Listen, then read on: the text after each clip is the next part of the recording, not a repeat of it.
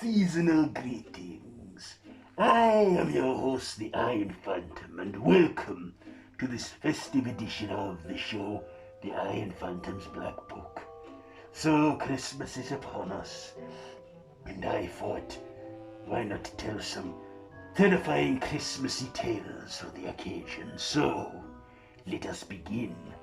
This first story I want to tell you is called The Yule Lads. Yule Lads are creatures from Christmas urban legends and myths. And this is a story about them. Enjoy it.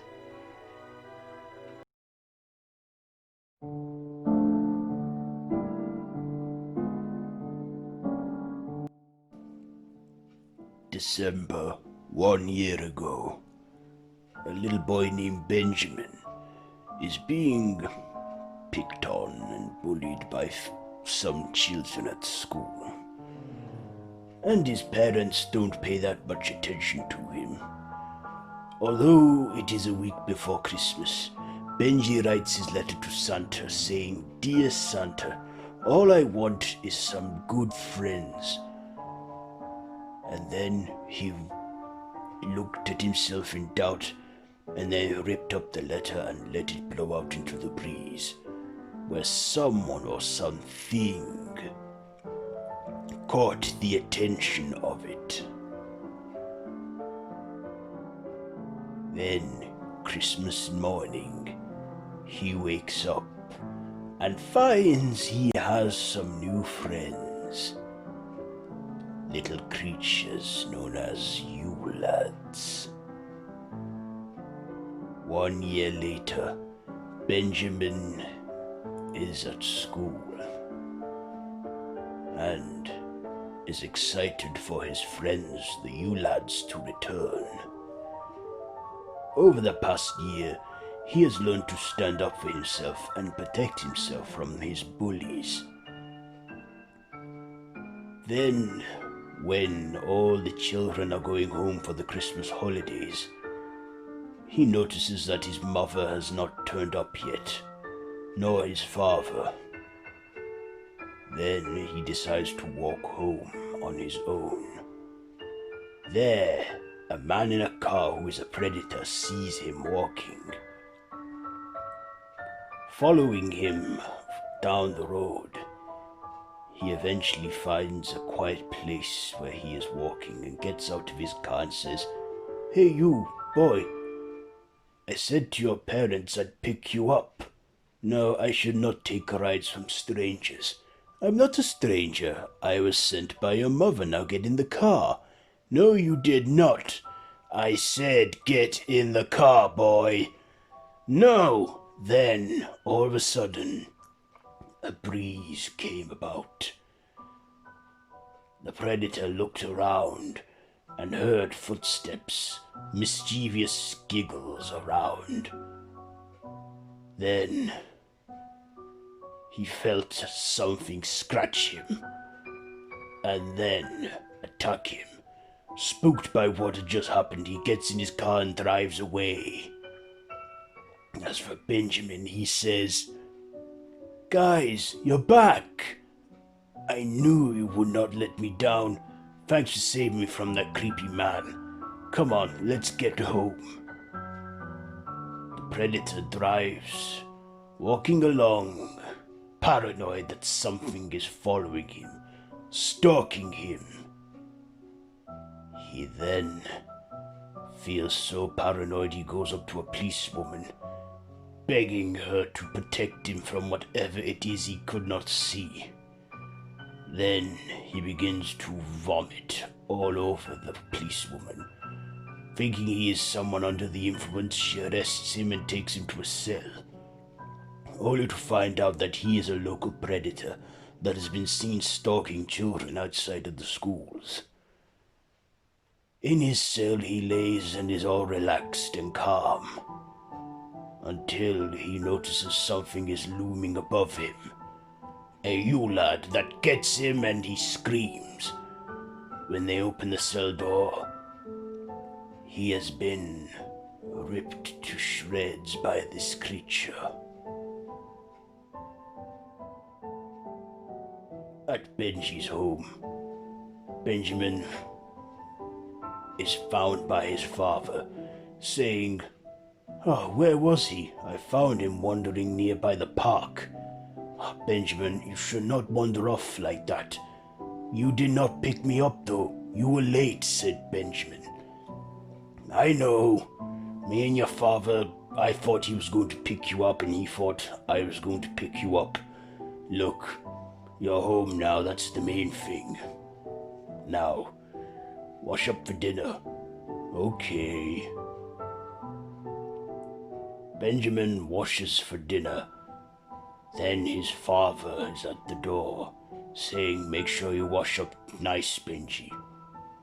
You want to look nice, don't you, for dinner?" "Yes, Dad. Good boy." "I also got you something too, son." "Oh, what is it?" "Think of it as an early Christmas present. It's a snow globe." "Oh, wow." "Yes," said Benjamin's father. "And when that snow settles, I'm going to hit you." Then Benjamin comes down for dinner. Whilst having dinner, his mother says what he did at school today. He tells her everything is fine. He walks and says, "Wait, you're not finished yet. Get back here, young man." She grabs his arm and he goes, "Ow." Wanting to know why he said ow, she asks him to see his arm, and it is bruised. She asks Benji how he got that. "Benji, darling, who did this?" "No one, I fell." His father looking at him thinking, "Good boy."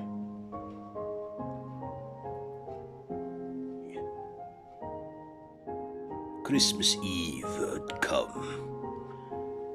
Benjamin in his pajamas, his mother saying, "You've been a good boy this year. I mean, you've done a few naughty things, but hey, nothing to get into too much trouble. Now you should go to bed. The sooner you get to bed, the sooner Santa comes." "Okay, Mom. Good night." He kisses her good night. Then he kisses his father good night.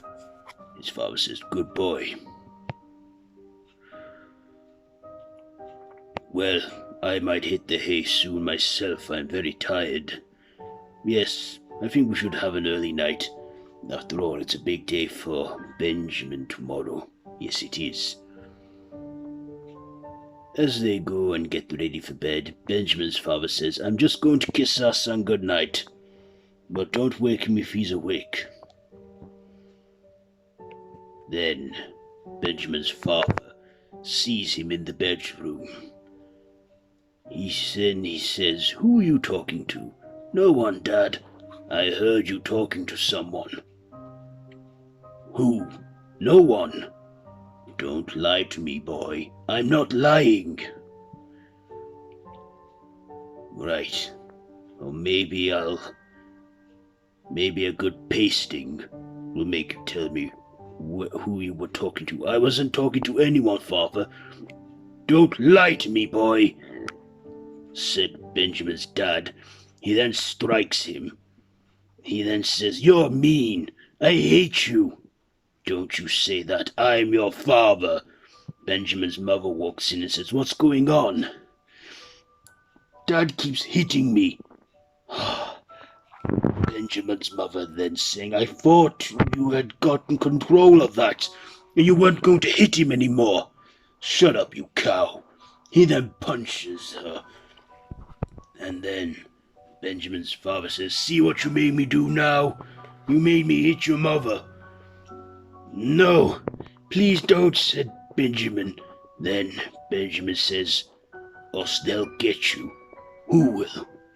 He then hears noises, mischievous giggling. Then the Yule Lads appear. They pounce on him and jump around all over Benjamin's father, stamp on his face, and slowly kill him, whilst Benjamin sits on the edge of his bed in delight, eating cookies and gingerbread.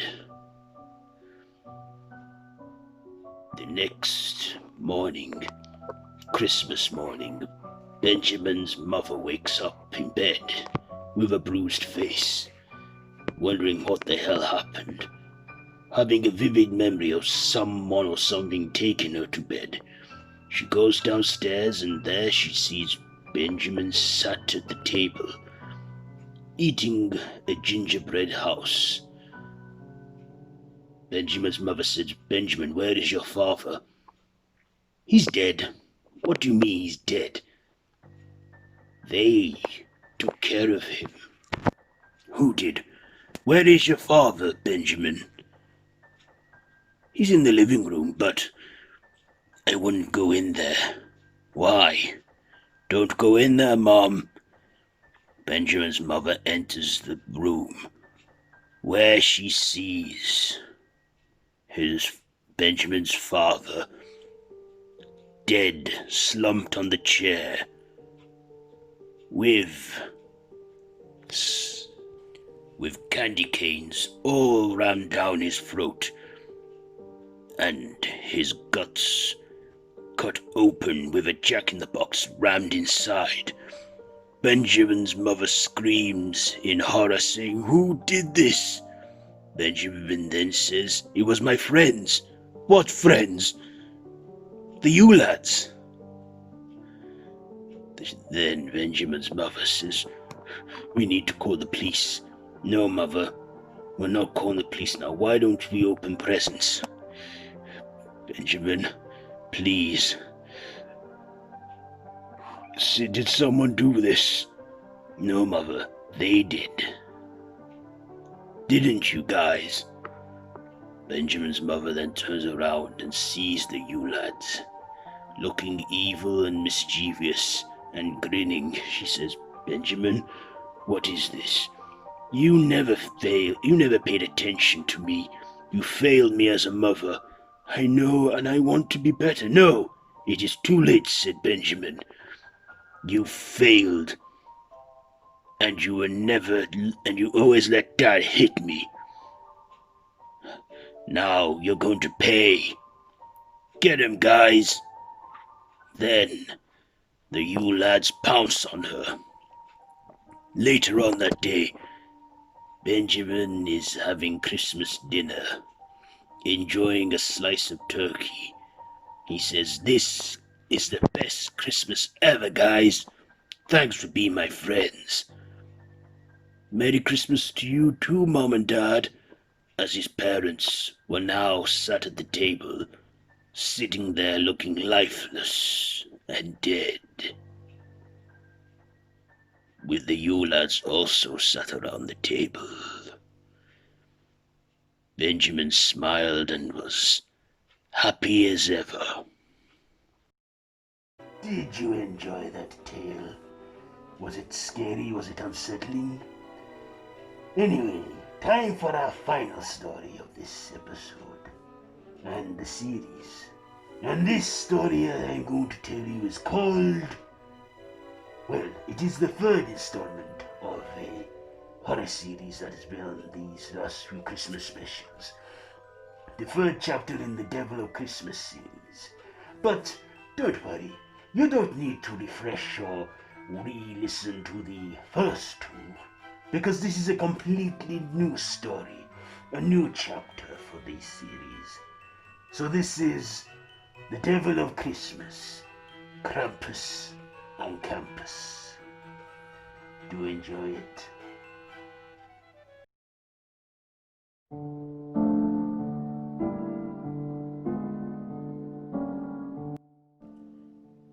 The Christmas frat house party.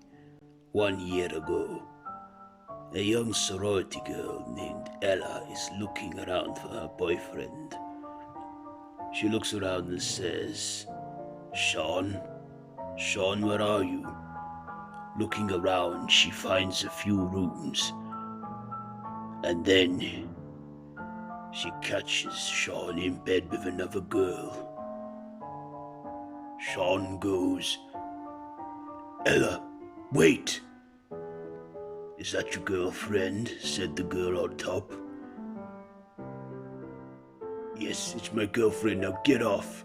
I wasn't even expecting her. He then follows her outside of the house and says, Ella, wait. It's not what you think. Oh, really? I know what it is. I thought I'd come here to surprise you, and what? You cheat on me? You bastard. She then runs away from him, running, upset and distraught.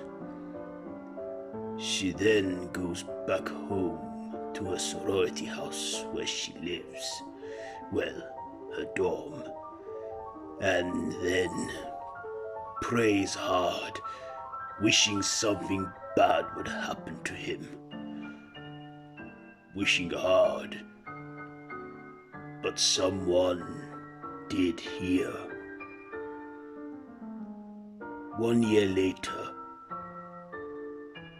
Ella and her friends are all sat around, excited about what they're planning for the sorority Christmas party. So I'm thinking, says one of Ella's friends, why don't we dress up like sexy Santa girls? Yeah, then one of Ella's friends, Jenny, says, what's the matter? Oh wait, it's 1 year, isn't it, since you found out he was... Yes, I know, and I'm still hurt by that. Another one of her friends, Joyce, said, oh, come on. It's been over a year. Get over him. He's not worth it. I know, but you really hurt me, and the memories... Come on, you need a girls' night out. They then go out to the student bar. Along the way there, they bump into a man. The man goes, oh, do excuse me, young ladies. Yeah, thanks, creepy German guy. Then Jenny goes, Joy, that's not nice. Sorry. Then they have a few drinks at the bar, and there Ella sees her ex Sean. He then walks up to her and says, hey, listen, right, it's been over a year, and I don't know if you've forgiven me yet, but look, I haven't been with anyone since, or cheated, or seen anyone since that night. Then Joyce says, hey, back off, you dick. This is, neither time nor the place. She doesn't love you, and she never will do, dick. Come on, let's get out of here, said Joy. Then, the next day, the girls are walking to their classes. Then one of the girls drops a pen. The same man from that night before. The German says, excuse me, young lady, you dropped your pen. Oh, thanks, mister. My name is Otto. Wait, are you doing some sweeping? I'm just simply gritting the pavements. I've heard it's going to get really icy. But shouldn't that be the caretaker's job? The one we had before, the good-looking hunk. Oh, he is taking a break. I'm filling in for him whilst he is doing so. Oh, right, well, as you were. Jesus, he's nowhere near good-looking as the other guy.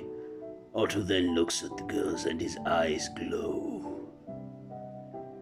So, are you ready for that big party tonight, girls? Yeah, I think I might sit this one out, Ella says. Oh no, come on, girl. You need a good time. Anyway, the night comes, and the girls go to the party, having fun. Then Ella leaves early and goes to bed. She wakes up the next morning to find a switch in her shoe. Wondering what the fuck is going on and if it's some prank. She then walks through the campus grounds and bumps into Sean. Sean says, "Hey, listen. Are you okay?" "I'm fine. I know it's been a year. I've regretted that ever since. I don't want much. What do you want?" She said, "I just want to talk with you, okay? You never let me explain myself since that night. I was drunk. It was an in-the-moment thing." "Really, was it?" "Yes." He then says, "What's in your hand?" "Oh, some sticks I found in my shoes." "Strange, I woke up with the same thing. I had, this like switch in my shoes." "Really?" "Yes.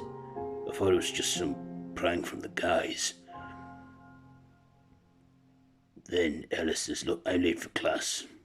"Of course. Can we at least talk later? Coffee, maybe?" Ella looks and says, "Maybe." There, Otto looks from a distance, watching them, saying to himself, and the game begins. Ella has a quiet night and goes to bed early, where she sleeps. The next morning she wakes up, and when she goes into the shower she notices a burning sensation, a stinging feeling. She has been scratched in her sleep, down the ribs, wondering who could have done that. She then asks her sorority sisters, Joy and Jenny, "Guys, did someone come in last night?" "No. I brought back a guy, but that was it." "Girl, you look shook up. What's going on?" Jenny looks and sees, "Who did this?" "I don't know. Yesterday I found like a switch in my shoes. Today I got a scratch." She then phones Sean and asks if he woke up with scratches. Sean says yes, some down his back, wondering what the fuck is going on. Then Ella asks if he would want to meet for coffee. He agrees and they both go. Then, at the coffee shop, Ella and Sean are talking, saying, "So what went on? First we get a switch in our shoes and then we get scratches." "I don't know." There, Otto is at the coffee shop, listening in. He then says, "Seems those are the signs of Krampus coming for you." "What do you mean?" "Well, there are a few signs to show that Krampus is coming for you. First sign, you see a switch in your shoes. And then by the second night, if you're not good, he leaves a scratch on you. And then by the third night, if you're still not good, he takes the naughty child away. But that's just stories. I'm sorry, but who are you?" "I am Otto," he says to Sean, "the temporal caretaker whilst the other one takes a break." Didn't even know he was taking a break. "Oh yes, he is. Ah, my order is ready. Good day." Or as we say in my home country, "Guten Tag." Otto takes his coffee and leaves. Sean then says, "It's that frat party tomorrow night. Are you coming?" "Stupid question, you're probably not." "Yeah, I would," said Ella. "You would? I'd like to come. Just as friends, though, nothing more." Sure, that's great. We haven't even talked about, well, you know. It's okay, it was an in-the-moment thing. You were drunk, and hey, I was being pretty boring. I'm just a very boring person. But it still doesn't excuse what you did. I know, said Sean, but I'm glad we're talking now. I'll see you tomorrow night then, if I don't see you for the rest of the day. Yeah, sure. That night, Ella is walking home from the supermarket from grabbing a few things. She then hears a sound behind her as she's walking, like two hooves stomping around. She turns around and sees nothing. She then walks on and hears a stamping again, but sees nothing. She then walks and goes to investigate what it might be following her. She finds nothing but big hoof footprints, thinking, what the fuck? She then sees a shadowy figure of a big horned creature in the distance, with red Christmas lights flashing, a big horned figure. She then runs for her life. She then gets into her sorority house and locks the door. Then her friends, Joy and Jenny, ask, "Hey girl, what's going on?" "Something is out there, something with big horns. What are you talking about?" "No, don't go out there, just call the police." They'll then look outside and say, "Hello? Anybody here?" There is no one there. I think you're just imagining it. I think you need an early night. Yeah, I think so. The next day, after a sleepless night, she walks around campus, asks the security guard if something strange happened last night. Security guard telling her nothing. And then she asks to review the CCTV footage of what might have been following her, seeing nothing. Then she goes to her classes. As the day draws to a close, Ella and her two friends, Jenny and Joy, get ready for the frat house party. Jenny asking, "Are you sure you want to go to this?" "Yes.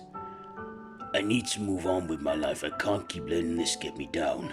"Okay, well, if you want to ever come back, we'll just say we'll come back home, alright?" "Okay, fine." She then goes to the party.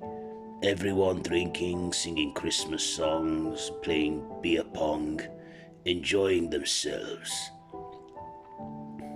Then Ella sees Sean. She then says, "Are you okay?" "Yeah, fine. Listen, did anything follow you last night? Did you get any strange sightings of anything?"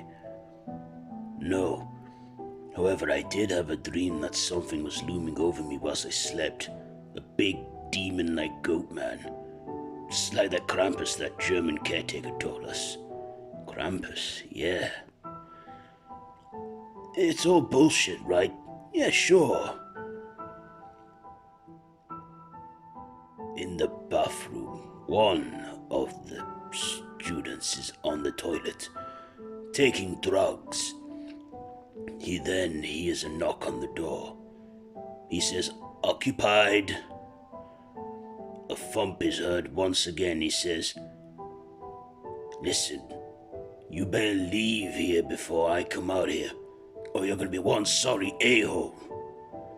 Seeing the footstep shadows at the door, he then opens it, where a big hairy clawed hand grabs him and squeezes the life out of him as he kills him.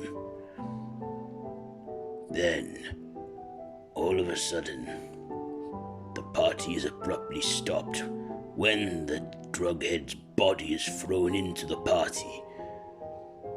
There, Ella looks up in horror with her sorority sisters. The big, furry creature, it is Krampus. Letting out a huge roar, he jumps into the party, slaughtering people all around him, beating them with his switch. Then sees some trying to escape the house. He then throws out a chain and impales a group of people in a row, and then kills them. Then one tough frat boy thinks he can take on Krampus and fights him, but then Krampus rips his throat open. Then Ella and her two sorority sisters and Sean run for their lives. Joy falls over, but it is too late to be saved as she's dragged away, and then screams in terror before having her neck broke. Krampus then looks at Sean and Ella, saying, "You called." The girls, running in horror, then they run, only for Krampus to come out from the house and chase them. Then he grabs Jenny, begging for her life, saying, "Please don't kill me." Krampus then looks at her and says, "Don't worry, I won't kill you just yet." He then gets out his long tongue and licks her tears up, saying, "Your tears are all salty. How would you like to live?" She then says, "Please, please." Krampus then gently brushes his claw against her, and she then starts to transform into a dark elf. Then saying, "You are now one of my minions," said Krampus. Then, as Sean and Ella run, Sean then says, "I think we lost him." He then says, "Are you okay?" "No, my two best friends are dead." "And what the fuck was that thing?" "Something about the German guy, he said it, Krampus." "Don't be fucking stupid, Krampus is not real. This is all bullshit. This is some fucking sick prank." "I know. It is no prank," as Krampus is then caught up with them. He then says to Ella, "Ella, get out of here now." He says, "Sean, I said get out." She then looks at Sean and says, "I'm sorry, Sean." She then kisses him, saying, "I forgive you. Now come with me. No, I love you. Just run. I'll hold him off. Go." She then runs. Looking back, there he sees him coming face to face with Krampus, saying, "Come on then, you son of a bitch. Let's go." He then starts to fight Krampus, boxing and sparring him, but not a scratch is done on him. He punches and punches and punches on Krampus until a little bit of blood draws from him, saying, "Is that all you wanted to get? Some blood?" Krampus then grabs him and punches his head clean off his shoulders. Then he continues to chase Ella. Ella then runs until she sees the nearest church and thumps on the door, wanting to get inside. She runs around campus some more, and then she bumps into Otto. Otto says, whoa, calm down, and she cries, saying, "They're dead, they're all dead, hey, calm down, okay? Look, I don't know what you were doing in the chapel, but there's no one in there. Now, who killed who? This monster, Krampus. Hey, calm down, okay? Now come inside. I'll make you some cocoa. We'll call the police and we'll calm down, okay? Otto then invites her into the house of the caretaker. He goes to make her some cocoa and says he will call the police. She then takes a deep breath and calms herself. Shortly after, she looks around, noticing something isn't right here. She then smells a smell of something rotting. She goes upstairs and into the bathroom, where she finds the body of the previous caretaker. In horror, seeing him laid out like an angel, with his wings made out of his skin. Then Otto says, I really wish you hadn't seen that. Who are you? Why? Otto does not exist. Otto is merely a disguise to hide who I truly am. Then Otto transforms and reveals to be Krampus. She then runs, climbing out from the top window and then making a jump for it, landing on a car. She then staggers all the way to the chapel again and manages to break into it through a window and hides. There she hears Krampus crawling around, hissing and growling. He then breaks through the ceiling and says, You and I have unfinished business. She then says, What are you talking about? You killed my friends. You killed my ex-boyfriend or boyfriend, whatever. But you killed them. I didn't kill all of your friends. I left Jenny alive. What are you talking about? Said Ella. Here.